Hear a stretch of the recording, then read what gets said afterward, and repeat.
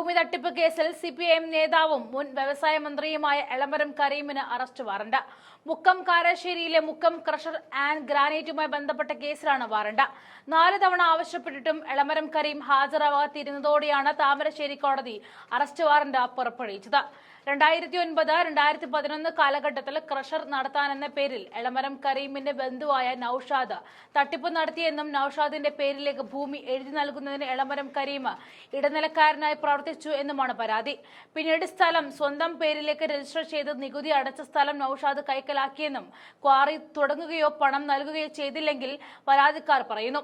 2013 മുഖ്യമന്ത്രി ഉൾപ്പെടെയുള്ളവർക്ക് ഭൂമി നഷ്ടപ്പെട്ടവർ പരാതി നൽകുകയും 2015 ക്രൈംബ്രാഞ്ച് പരാതിയിൽ അന്വേഷണം നടത്തുകയും ചെയ്തു.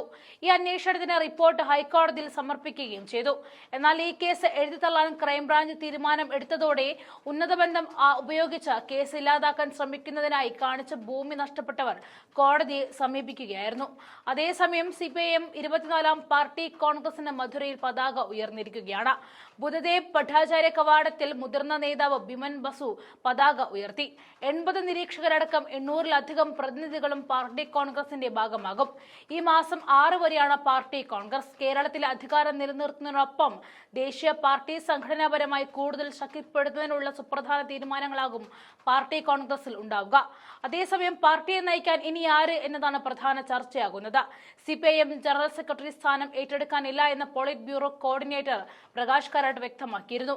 3 ടേം പൂർത്തിയാക്കിയത് കൊണ്ട് തന്നെ മാറി നിൽക്കുമെന്നും പ്രകാശ് കാരാട്ട് റിപ്പോർട്ട് നൽകിയ അഭിമുഖത്തിൽ പറഞ്ഞിരുന്നു. എന്നാൽ കേരള മുഖ്യമന്ത്രി പിണറായി വിജയൻ അനുവദിച്ച പ്രായപരിധി ഇളവ് പ്രകാശ് കാരാട്ടിന് ഉണ്ടാകുമോ എന്നതും നിർണായകമാണ്. ഈ സാഹചര്യത്തിലേക്കാണ് ഇടുത്തി പോലെ എളമരം കരീമിന്റെ അറസ്റ്റ് വാറണ്ട് സിപിഐഎമ്മിന്റെ നെഞ്ചത്തേക്ക് വീഴുന്നത്.